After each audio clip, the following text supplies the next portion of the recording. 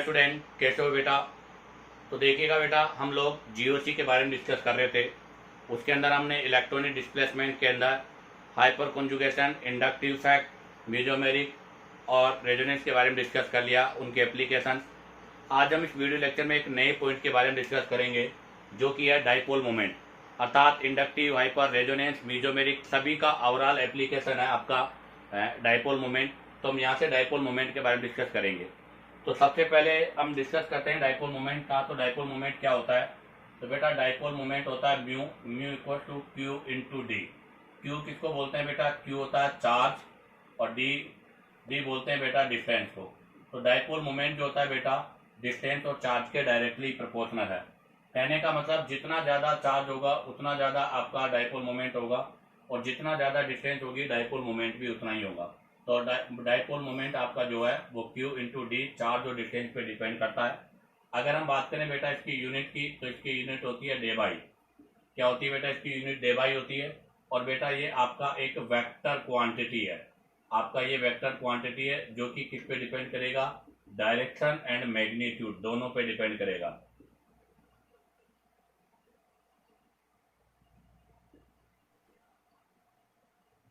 तो बेटा ये डायरेक्शन और मैग्नीट्यूड दोनों पे डिपेंड करता है। अब हम डाइपोल मोमेंट में सबसे फर्स्ट जो एप्लीकेशन पढ़ने जा रहे हैं, वो पढ़ने जा रहे हैं ड्यू टू इंडक्टिव इफेक्ट। सबसे पहला हमारा जो एप्लीकेशन है वो है बेटा ड्यू टू इंडक्टिव इफेक्ट, अर्थात इंडक्टिव इफेक्ट की वजह से डाइपोल मोमेंट। आपको पता है बेटा इंडक्टिव इफेक्ट दो टाइप के होते हैं, एक प्लस आई, एक माइनस आई। और बेटा माइनस आई प्लस आई में से उनकी वजह से पार्शियली चार्ज प्रोड्यूस होता है। तो ध्यान रखना बेटा, ड्यू टू इंडक्टिव इफेक्ट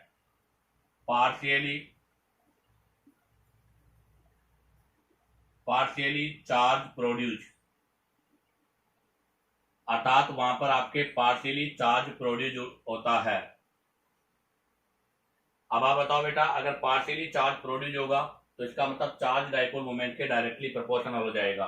तो इसका मतलब हम कहेंगे कि mu is directly proportional to minus I. जितना ज्यादा माइनस आई होगा उसका डाइपोल मोमेंट उतना ही अधिक होगा। अब हम यहाँ से सोल्व करेंगे क्वेश्चन। सबसे फर्स्ट क्वेश्चन आपका है बेटा, arrange following compound in decreasing order of dipole moment.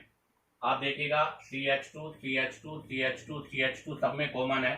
जहाँ पर NO2 है जिसका माइनस आई है, जहाँ पर NH2 है इसका भी माइनस आई है, क्लोरीन है इसका भी माइनस आई है, और साइनाइड का भी माइनस आई है। अगर हम यहाँ पर इनके माइनस आई के ऑर्डर की बात करें तो बेटा माइनस आई ऑर्डर में सबसे ज्यादा NO2 का होगा, उसके बाद साइनाइड का होगा। पहले NO2 फिर साइनाइड, उसके बाद में फ्लोरीन, और सबके बाद में किसका होगा? NH2 का। अगर इनके माइनस आई का ऑर्डर यह है तो बेटा इनके डाइपोल मोमेंट का ऑर्डर क्या होगा? तो बेटा इनके म्यू का ऑर्डर होगा, सबसे पहला फर्स्ट आएगा NO2 वाला, उसके बाद में बेटा आपका A, उसके बाद में बेटा D साइनाइड वाला, उसके बाद में बेटा C फ्लोरीन वाला, और सबके लास्ट में B NH2 ग्रुप वाला होगा। अब आ जाएगा क्वेश्चन नंबर 2। क्वेश्चन नंबर 2 में भी वही आपके पास NO2 है, इलेक्ट्रॉन विड्रॉल ग्रुप है, माइनस आई होगा। उसके बाद CHO का भी माइनस आई होगा। उसके बाद में क्लोरीन का भी माइनस आई होगा, और ये भी माइनस आई के डायरेक्टली प्रोपोर्शनल होगा। तो यहाँ पर जो ऑर्डर होगा, यहाँ पर ऑर्डर आपका यही हो जाएगा डायरेक्ट, क्योंकि इसका माइनस आई सबसे ज्यादा है और इसका माइनस आई सबसे कम है। अब आ जाएगा नेक्स्ट क्वेश्चन नंबर 3। बेटा बहुत ही इंपॉर्टेंट क्वेश्चन है ये, कई बार एग्जाम में आ चुका है, और यहाँ पर आपका जो कॉन्सेप्ट है वो बिल्कुल डिफरेंट होगा। क्योंकि आप देखो यहाँ 1 क्लोरीन है, वहाँ 4 क्लोरीन है, तो उसका डाइपोल मोमेंट मोर होना चाहिए, बट ऐसा नहीं होगा। क्योंकि मैंने भी कहा था कि dipole moment are the vector quantity. ये वेक्टर क्वांटिटी होने की वजह से यहाँ पर ऑर्डर आपका देखिएगा। तो CCl4 के अंदर अगर हम बात करें तो कार्बन टेट्रा क्लोराइड का जो स्ट्रक्चर होता है वो ये होता है, अर्थात carbon tetrachloride are the symmetrical structure. Carbon tetrachloride आपका सिमेट्रिकल स्ट्रक्चर होता है, और सिमेट्रिकल स्ट्रक्चर होने की वजह से यहाँ पर डायरेक्शन ऐसे होगा, और बेटा इन सभी में जो डायरेक्शन होगा वो आपका ऐसे होगा। तो बेटा यहाँ पर जो नेट डायरेक्शन है एक अप साइड में होगा, एक डाउन साइड में होगा, इसलिए म्यू इक्वल टू 0, अर्थात carbon tetrachloride are the non polar. ये आपका नॉन पोलर होता है, इसका कोई डाइपोल मोमेंट नहीं होता। अब बारी आती है CH3Cl, CH2Cl और CHCl3 की। तो बेटा इनमें सबसे ज्यादा डाइपोल मोमेंट होता है CH3Cl का। ऐसा क्यों? क्योंकि आप देखिएगा हाइड्रोजन हाइड्रोजन हाइड्रोजन और क्लोरीन। तो बेटा यहाँ पर जो आपका डायरेक्शन होगा वो केवल ओनली क्लोरीन और कार्बन के साथ ही होगा, क्योंकि हाइड्रोजन कार्बन का डायरेक्शन शो नहीं करेंगे। अब आप देखो CH2Cl में अगर बात करेंगे HHC बेटा Cl और Cl, और CCl4 में बात करेंगे तो बेटा यहाँ पर आपका लेस क्यों हो जाएगा, उसका रीजन क्या है। तो बेटा यहाँ पर एक क्लोरीन जो है अपोजिट डायरेक्शन में है, तो एक क्लोरीन अपोजिट डायरेक्शन में होने की वजह से यहाँ पर आपका इन दोनों का तो क्या हो जाएगा, कैंसिल हो जाएगा। तो यहाँ पर जो डायपोल मोमेंट का ऑर्डर होगा बेटा वो आपका ये होगा, और ये बहुत ही इंपॉर्टेंट क्वेश्चन है, आपको डायरेक्ट लर्न होना चाहिए। इसी के साथ आपका ये इंडक्टिव फैक्ट वाला पोर्शन कंप्लीट होता है। आप चाहो तो यहाँ से इसका स्क्रीनशॉट ले लीजिएगा। अब हम यहाँ से नेक्स्ट हाइपर कॉन्जुगेशन के बारे में डिस्कस करेंगे। तो बेटा अब हम यहाँ से डिस्कस करेंगे पॉइंट नंबर 2। पॉइंट नंबर 2 में आपका आता है due to hyperconjugation, hyperconjugation की वजह से डायपोल मोमेंट। और हमें पता है बेटा कि हाइपर कॉन्जुगेशन की वजह से भी क्या होता है, चार्ज प्रोड्यूस होता है। ध्यान रखना, हाइपर कॉन्जुगेशन है उसकी वजह से भी आपका चार्ज प्रोड्यूस होगा। अगर हम यहाँ से डायपोल मोमेंट की बात करें तो बेटा mu is directly proportional to number of alpha hydrogen, क्योंकि हमें पता है कि जितने ज़्यादा अल्फा हाइड्रोजन होंगे उतना ज़्यादा आपका हाइपर कॉन्जुगेशन होगा, और जितना ज़्यादा आपका हाइपर कॉन्जुगेशन होगा बेटा उसका डायपोल मोमेंट क्या होगा, उतना ही मोर होगा। तो कहने का मतलब है more number of alpha hydrogen, अगर number of alpha hydrogen increase होंगे, अगर number of alpha hydrogen increase होंगे तो बेटा ऐसी कंडीशन पर हाइपर कॉन्जुगेटिंग स्ट्रक्चर भी बढ़ेगी, और अगर हाइपर कॉन्जुगेटिंग स्ट्रक्चर बढ़ेगी तो ऐसी कंडीशन पर पोलैरिटी जो है वो भी बढ़ेगी या वो मोर पोलैरिटी होगी। तो इसलिए ध्यान रखना, नंबर ऑफ अल्फा हाइड्रोजन बढ़ने के साथ साथ डायपोल मोमेंट भी बढ़ेगा। अगर वो मोर पोलैरिटी होगी तो बेटा डायपोल मोमेंट भी मोर होगा। फर्स्ट क्वेश्चन में देखिएगा बेटा, यहाँ पर आपके पास 0 अल्फा हाइड्रोजन है, जबकि यहाँ पर मिथाइल है, इसके पास 3 अल्फा हाइड्रोजन है, तो यहाँ पर मोर हाइपर कॉन्जुगेशन होगा। अगर मोर हाइपर कॉन्जुगेशन होगा तो बेटा ये मोर पोलर होगा, और अगर ये मोर पोलर होगा तो बेटा इसका डायपोल मोमेंट क्या होगा, मोर होगा। तो यहाँ पर ऑर्डर हो जाएगा ये। सेकेंड में देखिएगा, यहाँ पर NO2 है, यहाँ पर भी NO2 है, बट यहाँ पर कोई ग्रुप नहीं है। यहाँ पर NO2 के साथ मिथाइल ग्रुप है, और मिथाइल के साथ यहाँ 3 अल्फा हाइड्रोजन है, तो बेटा यहाँ पर मोर पोलैरिटी होगी। अगर मोर पोलैरिटी होगी तो इसका मतलब इसका हाइपर कॉन्जुगेशन मोर होगा, तो यहाँ पर डायपोल मोमेंट भी मोर होगा। नेक्स्ट में देखो बेटा, ये फिनोल है, यहाँ भी फिनोल है, बट यहाँ फिनोल के साथ मिथाइल ग्रुप लगा हुआ है जिसकी 3 अल्फा हाइड्रोजन की एडवांटेज है। अगर यहाँ 3 अल्फा हाइड्रोजन की एडवांटेज है तो ये मोर पोलर होगा, मोर पोलर होगा तो इसका डायपोल मोमेंट भी क्या होगा बेटा, मोर होगा। Next question number 4। Question number 4 में देखो एल्डिहाइड, एसिटाल्डिहाइड, उसके बाद में यहाँ पर आप देखो बेटा CH3 ग्रुप लगा हुआ है, तो यहाँ पर इसके पास में 3 अल्फा हाइड्रोजन की एडवांटेज है। यहाँ पर आपका मोर कॉन्जुगेशन होगा, और अगर बेटा मोर कॉन्जुगेशन होगा तो आपको बेटा मोर पोलैरिटी आएगी। मोर कॉन्जुगेशन होगा, मोर कॉन्जुगेशन होगा तो बेटा मोर पोलैरिटी आएगी, और अगर मोर पोलैरिटी होगी तो बेटा इसका डायपोल मोमेंट भी क्या होगा, मोर होगा। तो यहाँ पर डायपोल मोमेंट का ऑर्डर क्या हो जाएगा बेटा, ये। इसी के साथ आपका ये सेकंड पॉइंट भी कंप्लीट होता है। आप चाहो तो यहाँ से इसका स्क्रीनशॉट ले लीजिएगा। अब हम यहाँ से थर्ड पॉइंट मीजोमेरिक और रेजोनेंस के बारे में डिस्कस करेंगे। तो देखिएगा बेटा, अब हम यहाँ से डिस्कस करेंगे पॉइंट नंबर 3, मीजोमेरिक इफेक्ट और रेजोनेंस। मीजोमेरिक इफेक्ट और रेजोनेंस में हम चार्ज नहीं देखेंगे बेटा, क्योंकि यहाँ पर हम क्या देखेंगे, डिस्टेंस, क्योंकि mu equal to q into d होता है, और डायपोल मोमेंट डिस्टेंस पर भी डिपेंड करता है। तो ऐसी कंडीशन पर अगर बेटा इफेक्टिव चार्ज, इफेक्टिव डिस्टेंस, अगर आपके ग्रुप के बीच में इफेक्टिव डिस्टेंस डिक्रीज होगी तो डायपोल मोमेंट भी क्या होगा, डिक्रीज। अर्थात यहाँ पर आपका जो डायपोल मोमेंट है इज डायरेक्टली प्रोपोर्शनल टू क्या होगा, डिस्टेंस, अर्थात डायपोल मोमेंट हमारा यहाँ पर डिस्टेंस पे डिपेंड करेगा। अब आ जाएगा फर्स्ट क्वेश्चन। आप देखिएगा बेटा, फर्स्ट क्वेश्चन के अंदर आपके पास यहाँ पर कोई भी रेजोनेंस नहीं हो रहा, नो रेजोनेंस। अगर रेजोनेंस नहीं होगा तो यहाँ पार्शली नेगेटिव, यहाँ पर पार्शली पॉजिटिव होगा, इनके बीच में डिस्टेंस होगी d1। और अब आप देखिएगा बेटा, यहाँ पर क्या हो रहा है, lone pair sigma pi resonance हो रहा है, और रेजोनेंस की वजह से यहाँ पर क्या हो जाएगा बेटा, पार्शियली डबल बॉन्ड कैरेक्टर आ जाएगा, और पार्शियली डबल बॉन्ड कैरेक्टर की वजह से यहाँ पर बॉन्ड लेंथ क्या हो जाएगा बेटा, डिक्रीज हो जाएगा। तो ये बॉन्ड लेंथ आपका क्या था, d2 वो d1। तो अगर मैं यहाँ पर बॉन्ड लेंथ की बात करूँ तो बेटा D1 बॉन्ड लेंथ जो है वो D2 से बड़ी है। अगर बॉन्ड लेंथ D1 वाली बड़ी है तो बेटा फर्स्ट का डाइपोल मोमेंट सेकंड से भी मोर होगा।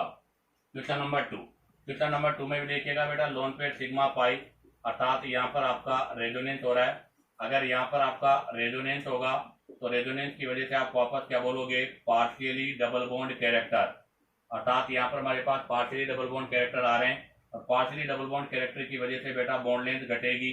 जबकि आपको पता है यहाँ पर नो रेजोनेंस, यहाँ पर कोई भी रेजोनेंस नहीं होगा, तो यहाँ पर 100% आपका सिंगल बॉन्ड रहेगा। इसका मतलब ये बॉन्ड लेंथ बड़ी है। तो ये आपका फर्स्ट D1 मान लेता हूँ, इसको D2 मान लेता हूँ। तो बेटा अगर यहाँ पर मैं बॉन्ड लेंथ की बात करूँ तो D2 बड़ी है किससे, D1 से, तो डाइपोल मोमेंट भी बेटा सेकंड का ज्यादा होगा किससे, फर्स्ट से। अब आ जाएगा next question number 3, correct order of the dipole moment of CH। आपको यहाँ पर CH के अंदर करेक्ट डाइपोल मोमेंट का ऑर्डर बताना है। तो आप देखिएगा बेटा, यहाँ पर जो लोन पेयर है, lone pair sigma pi resonance हो रहा है।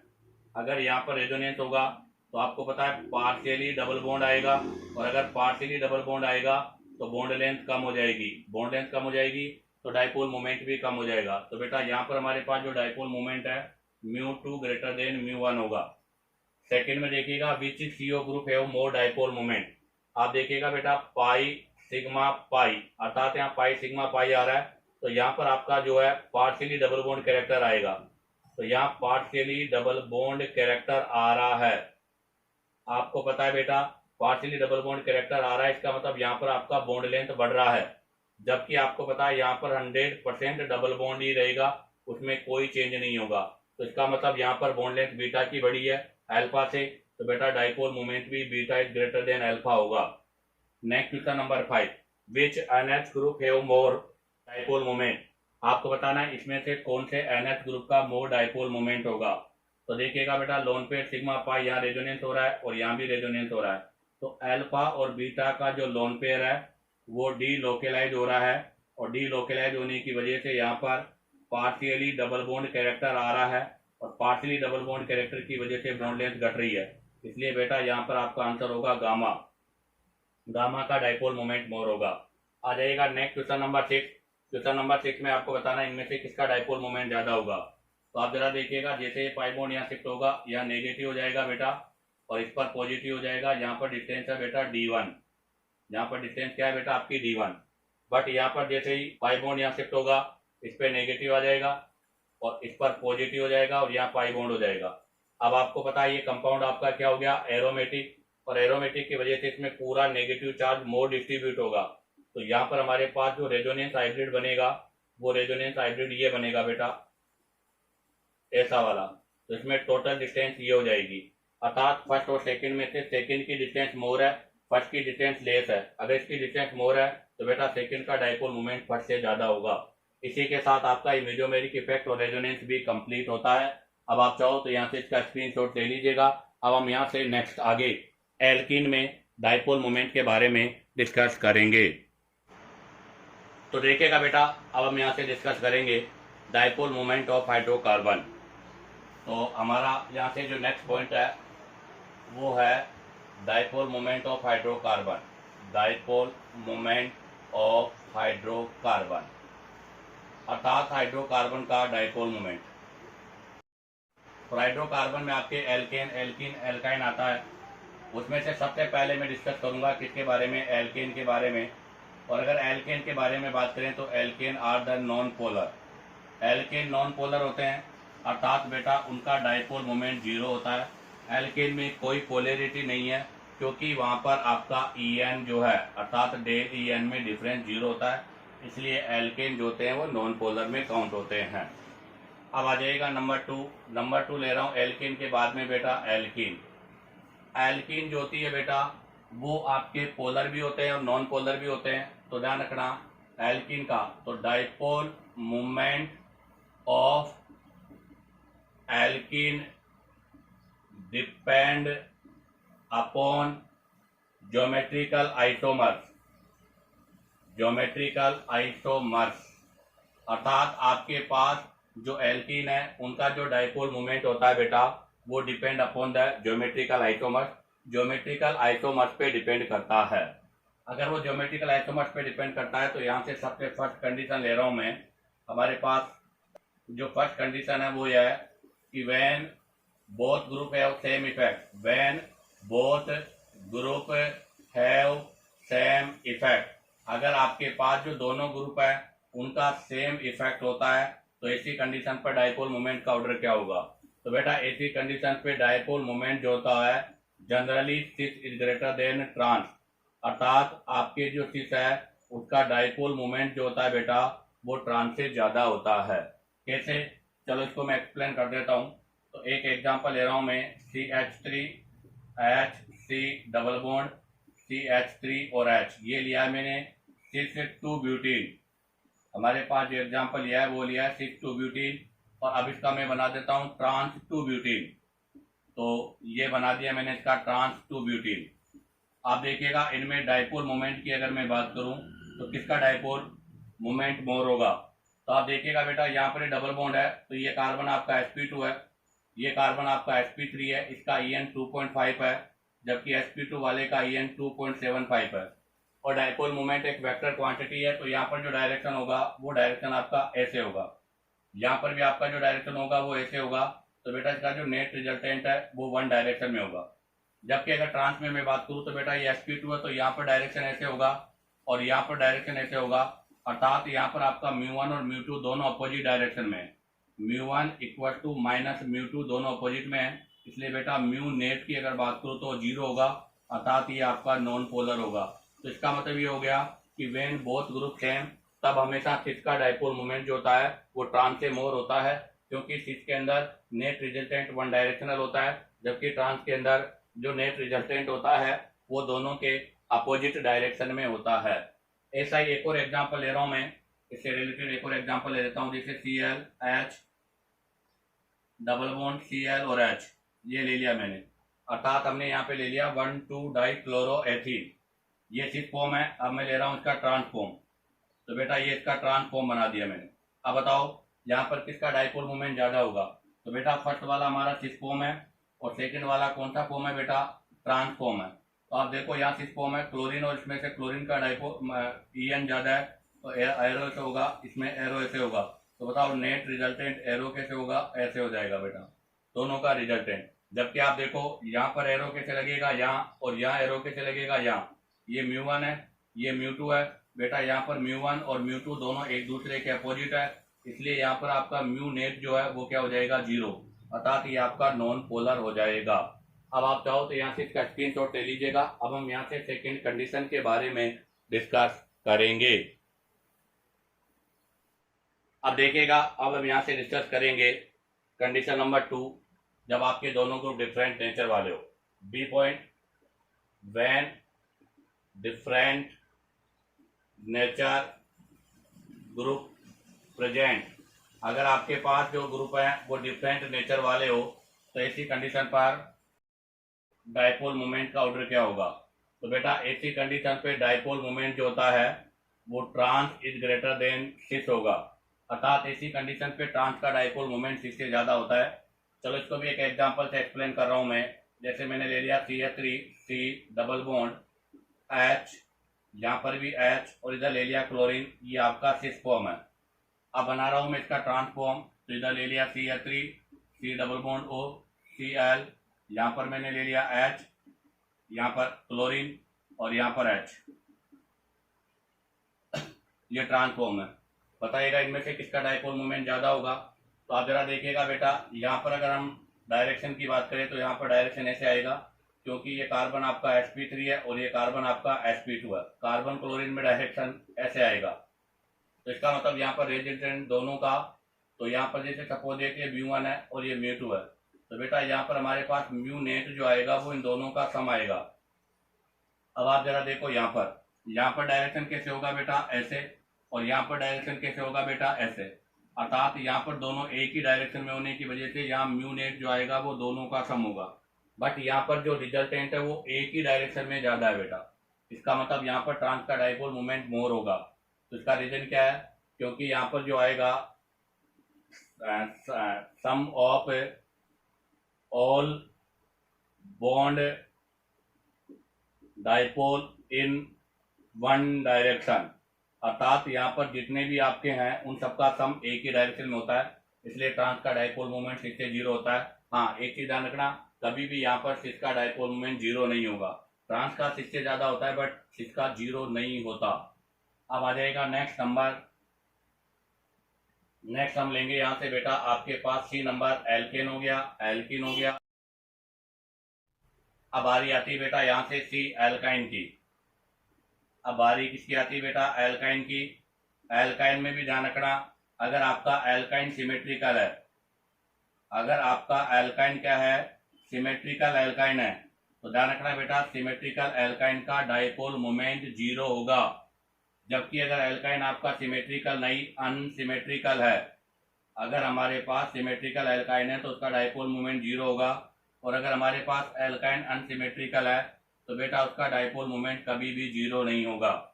जैसे एग्जांपल के लिए एक्सप्लेन करूं तो मैंने ले लिया H C triple bond C H, यहाँ पर जो नेट डायरेक्शन है वो दोनों की एक दूसरे के अपोजिट है, इसलिए यहाँ पर डायपोल मोमेंट क्या हो गया? 0। सेकेंड देखिएगा, मैं ले लेता हूँ 2 ब्यूटाइन, तो आप जरा देखो बेटा 2 ब्यूटाइन के अंदर भी यही कॉन्सेप्ट लगेगा, दोनों सिमेट्रिकल है साइड से, तो यहाँ पर भी म्यू क्या होगा? 0। तो बेटा ये दोनों स्ट्रक्चर कौन सी है? आपकी सिमेट्रिकल स्ट्रक्चर है, और जो स्ट्रक्चर सिमेट्रिकल होते हैं उनका डायपोल मोमेंट क्या होता है बेटा? 0। बट अगर मैं यही स्ट्रक्चर बनाना चाहूँ CH3 सी ट्रिपल बॉन्ड और CH, अब आप बताओ क्या यहाँ पर डायपोल मोमेंट 0 होगा? बट बेटा यहाँ पर आपका डायपोल मोमेंट 0 नहीं होगा, क्योंकि इसमें डायरेक्शन ऐसे होगी बट यहाँ पर डायरेक्शन ज्यादा होगी, अर्थात ये मान लो μ1 है और ये μ2 है, तो यहाँ पर μ1 नॉट इक्वल टू μ2, μ1 और μ2 दोनों बराबर नहीं है, इसलिए म्यू नेट जो होगा बेटा वो नॉट इक्वल टू 0, अर्थात यहाँ पर डायपोल मोमेंट 0 नहीं होगा, और 0 नहीं होगा तो बेटा ये आपका क्या होगा? पोलर कंपाउंड होगा। इसी के साथ आपके ये हाइड्रोकार्बन का पोर्शन भी कंप्लीट होता है। अब आप चाहो तो यहाँ से इसका स्क्रीनशॉट ले लीजिएगा। अब हम यहाँ से एरोमेटिक कंपाउंड्स में डायपोल मोमेंट के बारे में डिस्कस करेंगे। तो देखिएगा बेटा, अब हम यहाँ से डिस्कस करेंगे। अभी हमने dipole moment of hydrocarbon discuss किया था फर्स्ट, और अब सेकेंड हम स्टार्ट करेंगे dipole moment of di substituted benzene, अर्थात डाई सब्स्टिट्यूटेड बेंजीन के अंदर डायपोल मोमेंट का ऑर्डर।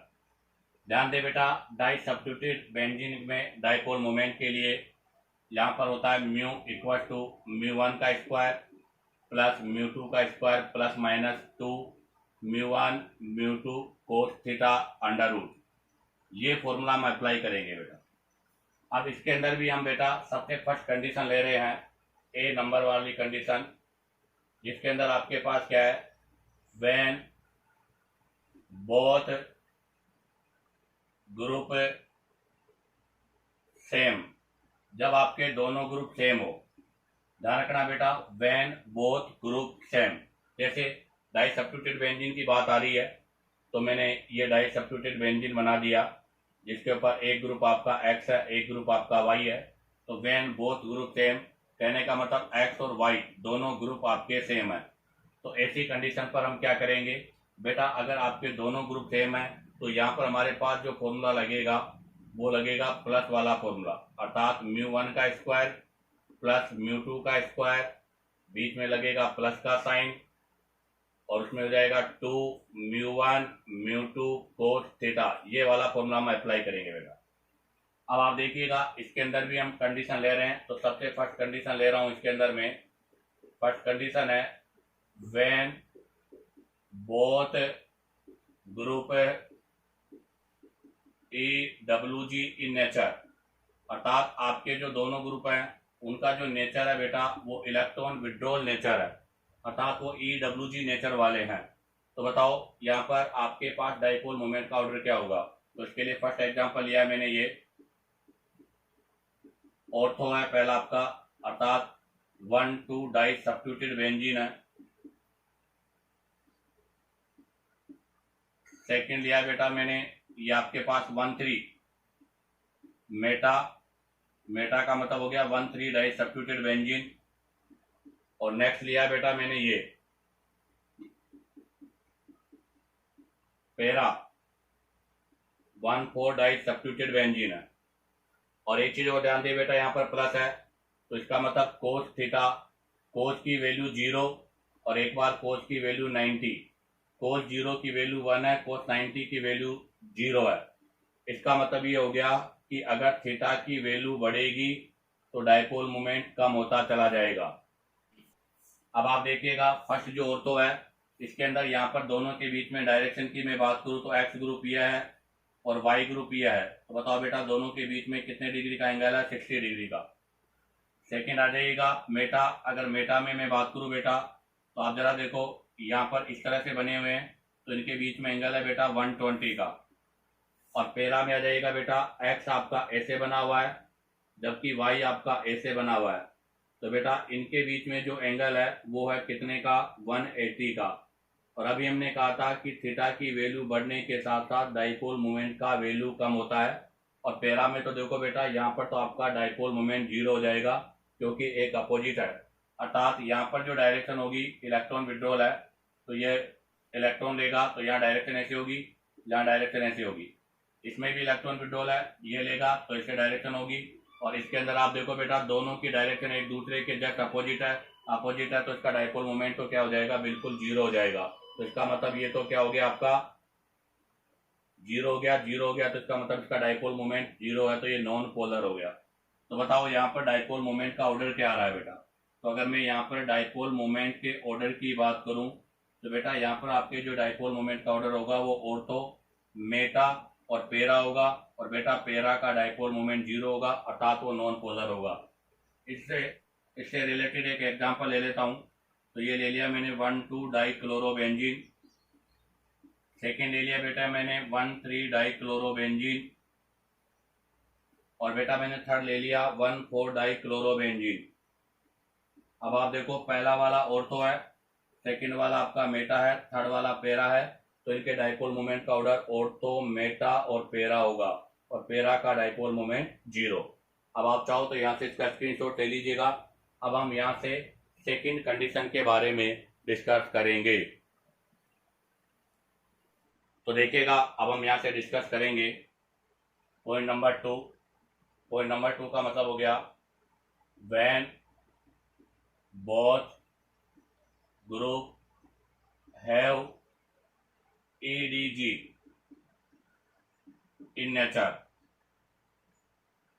यहां से बता देता हूं, when both group EDG in nature, अगर आपके दोनों ग्रुप EDG in nature है अर्थात इलेक्ट्रॉन डोनेटिंग नेचर वाले, जिसके अंदर हम कह सकते हैं या तो चाहे प्लस आई वाला हो चाहे प्लस एम वाला हो। जैसे देखिएगा इसके अंदर भी हमने एग्जांपल लिया है। सबसे पहला ये आपका ऑर्थो है जिसको हम 1,2 डाई सब्स्टिट्यूटेड बेंजीन बोलेंगे। सेकंड हमने ये लिया बेटा, ये आपका मेटा है जिसको 1,3। और नेक्स्ट हमने ये लिया है, इसको पेरा बोलेंगे और ये 1,4 है। अब आप बताओ यहाँ पर अगर डायरेक्शन की मैं बात करूं तो यहाँ पर ईडीजी देने वाला है तो यहाँ पर एरो ऐसे लगेगा और यहाँ पर एरो ऐसे लगेगा।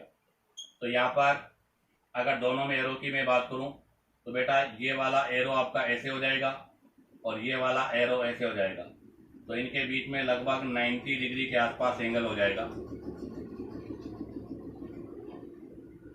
सेकंड में देखो बेटा यहाँ पर एरो कैसे लगेगा? ऐसे। और यहाँ पर एरो ऐसे लगेगा। तो बेटा इसका एरो कैसे रहेगा? तो देखो इसका एरो रहेगा ऐसे और इसका एरो रहेगा ऐसे। तो इसका मतलब यहाँ पर जो एरो है वो 120 पर है। और यहाँ पर देखो बेटा इसका एरो कैसे होगा? Down side. इसका एरो का होगा अप साइड। तो बेटा इसके अंदर एक का एरो रहेगा अप साइड और बेटा एक का एरो रहेगा डाउन साइड, अर्थात म्यू यहाँ पर आपका थीटा रहेगा 180 का और 180 का हो गया। तो यहाँ पर आपका म्यू नेट इक्वल टू 0 हो गया, अर्थात ये आपका नॉन पोलर हो गया क्योंकि दोनों आपको एक दूसरे को बैलेंस करते हैं। तो यहाँ पर आप बताओ डाइपोल मोमेंट का ऑर्डर क्या होगा?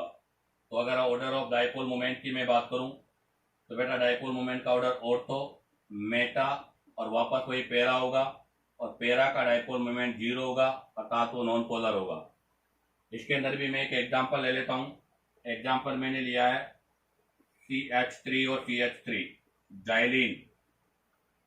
इसका एग्जाम्पल लिया बेटा जाइलिन, ये ऑर्थो पर है तो इसको बोलते हैं ऑर्थोजाइलिन। अब हम बना देते हैं मेटा पर तो इसको बोलेंगे बेटा मेटाजाइलिन। और अब हम यहाँ बना देते हैं CH3 पैरा पर तो इसको बोलेंगे बेटा पैराजाइलिन। और डाइपोल मोमेंट का ऑर्डर बेटा यहाँ पर ये हो जाएगा, ये ऑर्थो है, ये मेटा है और ये पैरा है। इसी के साथ आपका ये सेकंड कंडीशन भी कंप्लीट होता है। अब आप चाहो तो यहाँ से इसका स्क्रीनशॉट ले लीजिएगा। अब हम यहाँ से बेटा आपका फर्स्ट और सेकंड कंडीशन से रिलेटेड कुछ स्पेशल केस के बारे में डिस्कस करेंगे। तो देखिएगा बेटा, अभी हमने फर्स्ट और सेकंड कंडीशन के बारे में डिस्कस किया था। अब फर्स्ट और सेकंड कंडीशन के अंदर स्पेशल पॉइंट क्या है वो ध्यान दें आप। हमारा स्पेशल पॉइंट यही है कि बेटा when X and Y same, आपका एक्स और वाई दोनों सेम है और उसके साथ साथ में बेटा same in nature, same in nature अर्थात उनका नेचर भी सेम है और वो दोनों भी सेम है। तो इसी कंडीशन पर कब पैरा का डाइपोल मोमेंट जीरो होगा और कब जीरो नहीं होगा, तो उसके लिए बहुत इंपॉर्टेंट नोट है बेटा। और ये पॉइंट हमें लर्न भी होना चाहिए। इस पॉइंट के बिना हम क्वेश्चन सॉल्व नहीं कर सकते, क्योंकि बच्चों को मोस्टली ये होता है कि पैरा का जीरो, बट हर जगह जीरो नहीं होता। तो पॉइंट क्या है देखिएगा, व्हेन ग्रुप अर्थात आपका एक्स और वाई जो ग्रुप है, व्हेन ग्रुप एक्स और वाई जो है वो कंटेन, व्हेन ग्रुप एक्स और वाई ईडीजी हो सकता है, ईडब्ल्यूजी हो सकता है, अर्थात वो कोई सी भी नेचर का हो, उससे नेचर से कोई फर्क नहीं पड़ता, बट स्ट्रक्चर पे फर्क पड़ेगा। When group X and Y contain SP hybridise, SP hybridise का मतलब हो गया बेटा लीनियर स्ट्रक्चर। तो ध्यान रखना, अगर उसका स्ट्रक्चर लीनियर है या एसपी हाइब्रिडाइज अगर वो है तो ऐसी कंडीशन पे ध्यान देके dipole moment of para will be zero. बेटा ऐसी कंडीशन पर पैरा का डाइपोल मोमेंट क्या होगा, जीरो होगा। लेकिन ध्यान दे अगर वो बट कंटेन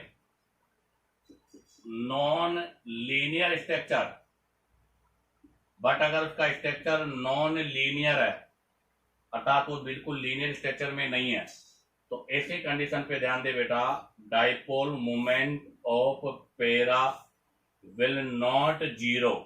ऐसी कंडीशन पर बेटा पैरा का जो डाइपोल मोमेंट है वो जीरो नहीं होगा। तो ये बहुत इंपॉर्टेंट पॉइंट है, आप इसको हमेशा याद रखें, क्योंकि इसके अगर याद नहीं होगा तो आपके बहुत सारे क्वेश्चन रॉन्ग हो सकते हैं।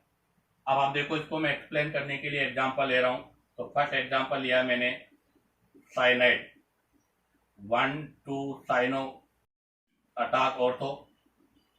सेकंड में मैंने लिया है मेटा पर, तो ये मेटा पर है। और थर्ड लिया बेटा मैंने पैरा पर, ये पैरा पर है। अब आप चेक करो, सबसे पहले यहाँ पर x और y जो ग्रुप है वो दोनों सेम है, अर्थात मैं लिखूं x बराबर y बराबर साइनाइड, ग्रुप सेम है। और बेटा नेचर की बात करूं तो दोनों का नेचर भी सेम होगा, ग्रुप सेम है तो नेचर भी सेम है। इलेक्ट्रॉन विड्रॉल नेचर है इनका, अर्थात इनका या तो -I होगा या फिर -M होगा। अब आप देखो यहाँ पर साइनाइड जो है उसकी लेने की टेंडेंसी है, तो यहाँ पर एरो ऐसे लगेगा, यहाँ पर भी आपका एरो ऐसे लगेगा और आपका यहाँ पर भी एरो ऐसे लगेगा।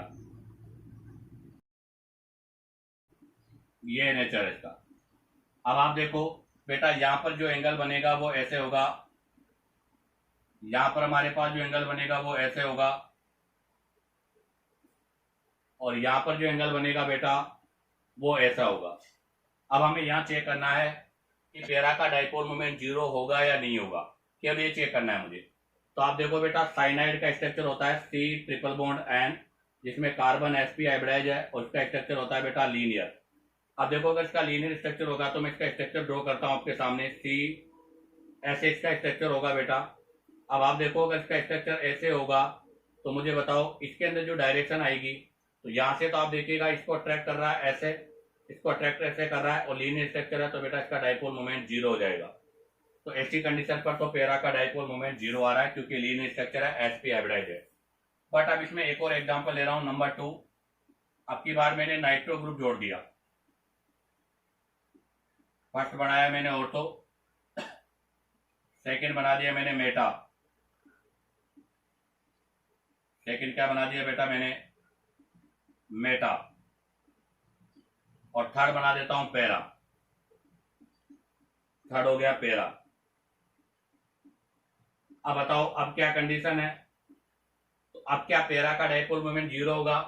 तो देखो इसका भी इलेक्ट्रॉन विड्रॉल नेचर है, वही सेम है, group X equal to Y बराबर NO2। और अगर नेचर की बात करूं बेटा तो वही इलेक्ट्रॉन विड्रॉल नेचर है, अर्थात -m या -I। अब आप देखो इसका नेचर लेने का है तो यहाँ पर एरो ऐसे लगेगा और यहाँ ऐसे लगेगा, जहां पर आपका बॉन्ड एंगल कितने का हो जाएगा, 60 का। इसमें एरो कैसे लगेगा, ऐसे, इसमें लगेगा एरो ऐसे। तो बताओ यहाँ पर आपका बॉन्ड एंगल कितने का हो जाएगा, 120 का। और इसमें देखो बेटा एरो एक ऊपर होगा एक नीचे होगा, अर्थात यहाँ पर एक एरो अपोजिट है, तो इस पर एरो जो है ऐसा है, तो यहाँ थीटा हो जाएगा 180 का। अब क्या यहाँ डाइपोल मोमेंट जीरो होगा या नहीं होगा ये पता करना है। तो बेटा जो नाइट्रो ग्रुप होता है उसका स्ट्रक्चर होता है N डबल बॉन्ड O, अर्थात ये आपका sp3 हाइब्रिडाइज है, और sp3 हाइब्रिडाइज होने की वजह से नॉन प्लेनर है, और नॉन प्लेनर होने की वजह से बेटा यहाँ पर जो डायरेक्शन है वो ऐसे हो जाएगी। तो इसका मतलब यहाँ पर अगर मैं बात करूँ तो dipole moment mu not equal to zero. अब यहाँ पर पैरा का डाइपोल मोमेंट जीरो नहीं होगा क्योंकि ये आपकी नॉन प्लेनर स्ट्रक्चर हो गई। तो बस यही चीज आपको ध्यान रखना है कि पैरा का डाइपोल मोमेंट जीरो तभी होगा जब स्ट्रक्चर लीनियर होगा, अगर उसका स्ट्रक्चर लीनियर नहीं है तो उसका डाइपोल मोमेंट जीरो भी नहीं होगा। अब आप चाहो तो यहाँ से इसका स्क्रीनशॉट ले लीजिएगा। अब हम यहाँ पर इससे रिलेटेड कुछ क्वेश्चंस के बारे में डिस्कस करेंगे। तो देखिएगा बेटा अब हम डिस्कस करेंगे यहाँ से नेक्स्ट एग्जाम्पल नंबर 3। अब की बार मैंने COET अर्थात एस्टर ग्रुप लिया है, तो मैं पहला ऑर्थो पर लगाता हूँ। तो ऑर्थो पे COOET, दूसरे में मेटा पर, तीसरे में पैरा पर। क्या आपके पास यहाँ पर पैरा का डाइपोल मोमेंट जीरो होगा, ये चेक करना है आपको। तो बेटा अभी भी यहाँ पर पैरा का डाइपोल मोमेंट जीरो नहीं होगा। ऐसा क्यों, क्योंकि यहाँ पर हमारे पास जो स्ट्रक्चर है ग्रुप की वो लीनियर स्ट्रक्चर नहीं होगी, अर्थात मैं इस स्ट्रक्चर को ड्रॉ करूँ तो ये स्ट्रक्चर ड्रॉ होगा आपका ऐसा, C डबल बॉन्ड O, इधर आपका आ जाएगा OET, ये रिंग, और रिंग के साथ में यहाँ पे C, यहाँ पर आपका हो जाएगा डबल बॉन्ड O और ET।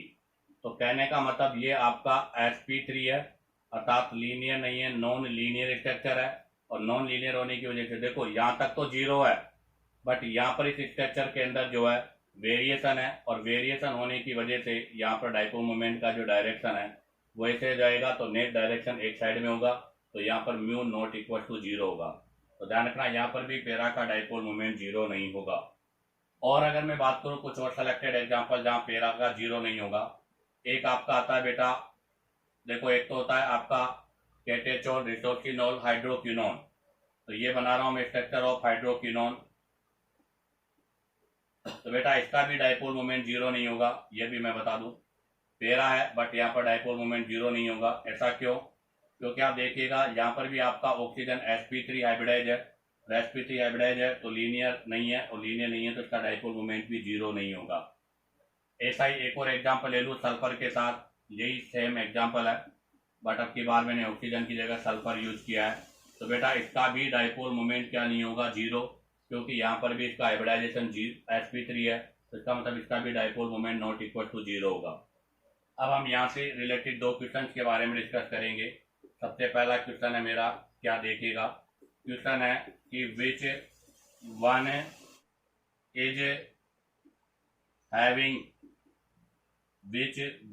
Is having zero dipole moment.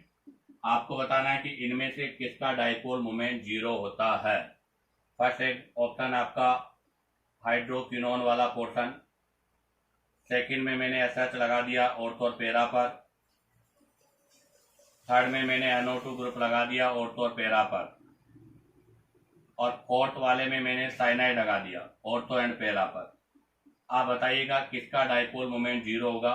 तो बेटा आपका ये भी नॉन लीनियर है, ये भी नॉन लीनियर है, ये भी नॉन लीनियर है, बट ये लीनियर है, क्योंकि हमें पता है कि साइनाइड वाले ग्रुप में आपका ऐसे होगा बिल्कुल स्ट्रक्चर, ये आपका स्ट्रक्चर है बिल्कुल, जहाँ पर इसमें हाइब्रिडाइजेशन sp है, यहाँ पर भी हाइब्रिडाइजेशन sp है, इसलिए इसका डाइपोल मोमेंट 0 होगा। तो इसका आंसर है बेटा डी।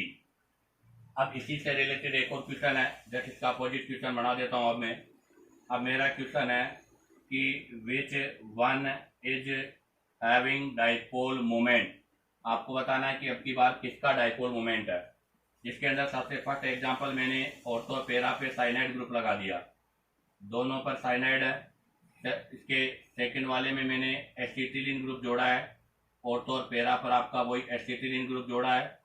थर्ड वाले में मैंने ऑर्थो और पैरा पे क्लोरीन ग्रुप जोड़ा है, और फोर्थ वाले में जो है मैंने ऑर्थो और पैरा पे नाइट्रो ग्रुप जोड़ा है। आप बताइएगा अब इसका आंसर क्या होगा। अब की बार वो बताना जिसका डाइपोल मोमेंट 0 नहीं होता।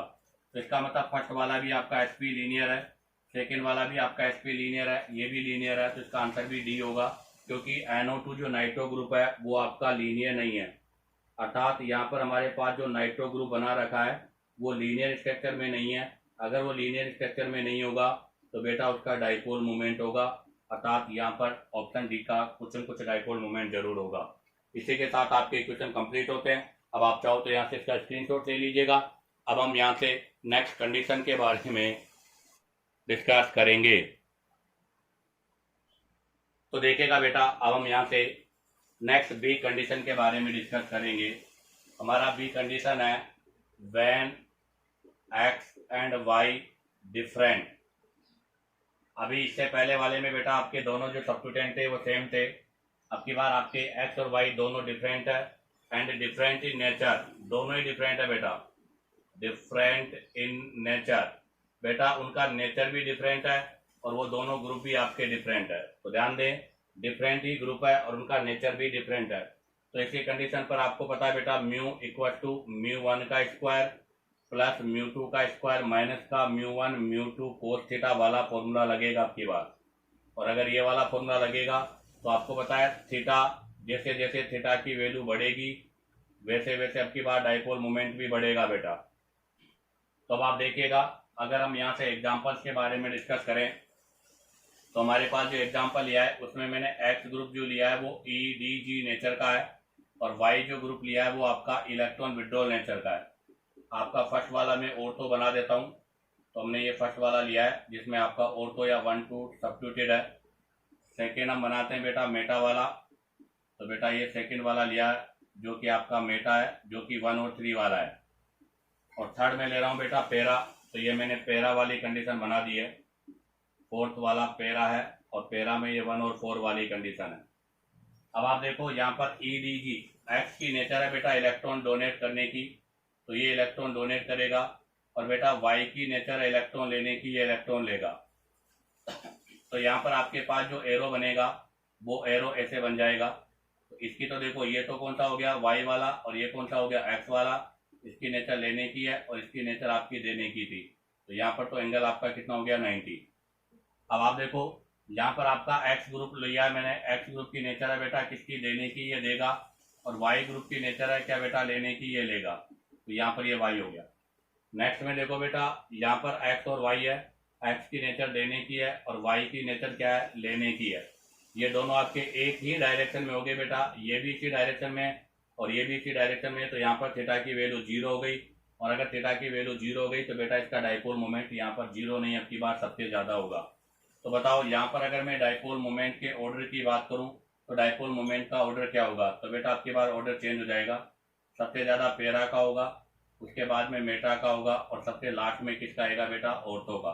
तो सबसे लास्ट में जो डाइपोल मोमेंट आएगा वो ऑर्थो का होगा, और सबसे ज़्यादा जो होगा वो पैरा का होगा। यहाँ पर आपका एंगल 90 है, जहाँ एंगल आपका 0 है। और यह एंगल की बात करूँ तो देखो बेटा यहाँ पर ये तो हो गया वाई जिसके अंदर डायरेक्शन ये है, और इसके साथ में यहाँ पर ये लगेगा क्या एक्स वाला, अर्थात यहाँ पर ये वाई वाला है और ये एक्स वाला है, जिनके बीच में एंगल कितने का होगा 60 का। अब आ जाएगा इससे रिलेटेड एग्जाम्पल के बारे में डिस्कस करता हूँ। तो फर्स्ट एग्जाम्पल जो मैंने लिया है वो लिया है साइनाइड के साथ मिथाइल। यहाँ साइनाइड है या मिथाइल है, सेकंड में भी यहाँ साइनाइड के साथ मिथाइल है मेटा पर, और थर्ड में भी बेटा साइनाइड के साथ मिथाइल है पैरा पर। आप बताओ किसका डाइपोल मोमेंट ज़्यादा होगा। तो बेटा साइनाइड की नेचर लेने की है, मिथाइल की नेचर देने की है। जहाँ पर भी साइनाइड की नेचर लेने की है, मिथाइल की नेचर देने की है, तो यहाँ से मिथाइल इलेक्ट्रॉन देगा। साइनाइड की नेचर लेने की है, मिथाइल की नेचर देने की है। तो ऑर्डर की बात करूँ बेटा मैं, तो यहाँ सबसे ज़्यादा पैरा का होगा और सबसे कम ऑर्थो का होगा। ऐसा एक और एग्जांपल ले लेते हैं। अब की बार मिथाइल के साथ क्लोरो लिया मैंने,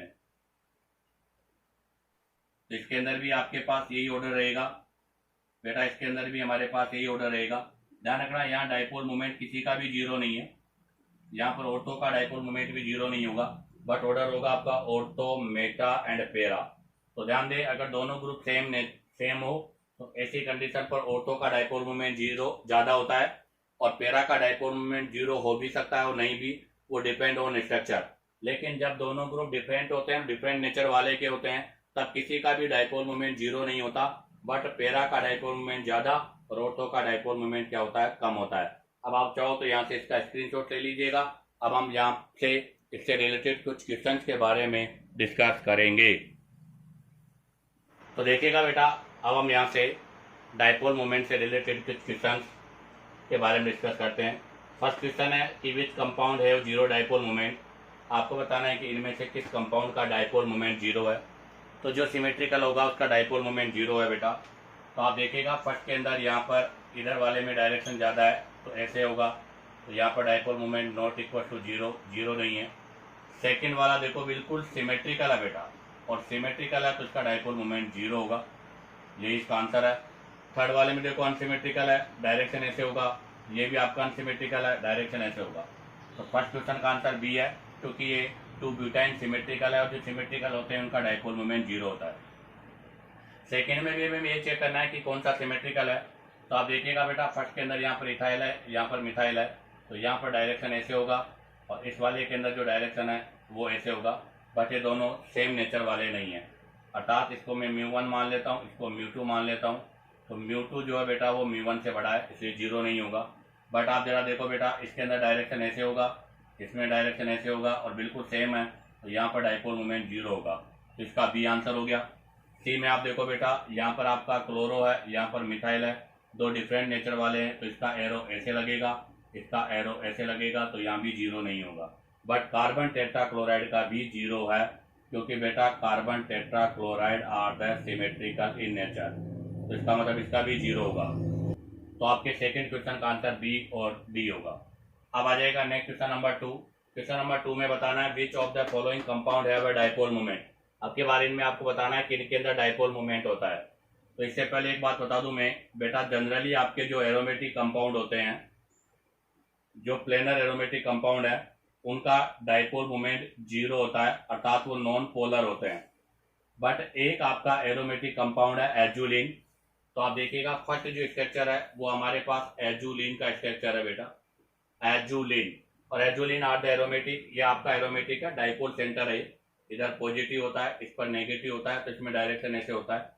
कैसे होगा वो, क्योंकि ये वाला पाइबोन यहाँ शिफ्ट हो जाएगा और ये वाला पाइबोन यहाँ आ जाएगा, तो देखो इस पर नेगेटिव आ जाएगा, इस पर पॉजिटिव आ जाएगा, और ये एजुलिन है। तो ध्यान रखना, एजुलिन आपका जो है वो एक एरोमेटिक कंपाउंड है, क्योंकि यहाँ पर सभी कंडीशन अप्लाई हो रही है। और इसके अंदर एक 7 मेंबर रिंग है, एक 5 मेंबर रिंग है, जिसमें 7 पर पॉजिटिव, 5 पर नेगेटिव, अर्थात एक डाइपोल बन रहा है, और एक डाइपोल बनने की वजह से बेटा इसका डाइपोल मोमेंट होता है, अर्थात azulene are the polar in nature होता है। बाकी आप देखो ये सिमेट्रिकल है, नॉन पोलर होगा, CN इस पैरा पर नॉन पोलर, ये भी नॉन पोलर, क्योंकि ये भी आपका लीनियर स्ट्रक्चर है और ये भी आपका लीनियर स्ट्रक्चर है। तो बताओ इस क्वेश्चन का आंसर क्या होगा बेटा, ए। तो ध्यान रखना, एजुलिन एरोमेटिक है और वो आपका पोलर होता है। इसी में सेकंड आपको दे रखा है, वापस वही डाइपोल मोमेंट बताना है। फर्स्ट आपका ट्रोपोलोन है बेटा, ट्रोपोलोन में जब ये पाइबोन यहाँ शिफ्ट हो जाएगा तो यहाँ नेगेटिव हो जाएगा, यहाँ पॉजिटिव हो जाएगा, और इसके अंदर एक डाइपोल बन जाएगा, अर्थात ये आपका क्या हो गया, पोलर हो गया। तो सेकंड के अंदर फर्स्ट ऑप्शन आपका पोलर है। सेकंड में देखो वापस वही आपको एजुलिन गिवन है, और अभी हमने कहा था azulene are the aromatic compound और एरो पोलर भी है। तो एरोमेटिक कंपाउंड में एजुलिन हमारे पोलर है। एक ट्रोपोलोन, ये भी आपका एरोमेटिक है बेटा, और एरोमेटिक के बाद में ये भी आपका पोलर है। तो जनरली एरोमेटिक नॉन पोलर होते हैं, बट कुछ एरोमेटिक ऐसे हैं जैसे आपका एजुलिन हुआ, ट्रोपोलोन हुआ, ये दोनों आपके पोलर है। तो इस क्वेश्चन का आंसर बेटा क्या होगा, ए और बी होगा। सी बेंजीन है, नॉन पोलर होगा, और ये आपका नेप्थलीन है, ये भी नॉन पोलर होगा। तो बेटा बेंजीन और आपका नेफ्थलीन दोनों ही क्या है, नॉन पोलर इन नेचर है। इसी के साथ आपका ये डाइपोल मोमेंट का पोर्शन कंप्लीट होता है। उम्मीद करता हूँ कि आपको हर क्वेश्चन कॉन्सेप्टली एक्सप्लेन हुआ होगा। अगर आपको वीडियो पसंद आया हो तो बेटा वीडियो को लाइक, सब्सक्राइब और शेयर करो, ताकि आप लोगों के पास न्यू नोटिफिकेशन आता रहे और आप लोगों की स्टडी आगे चलती रहे।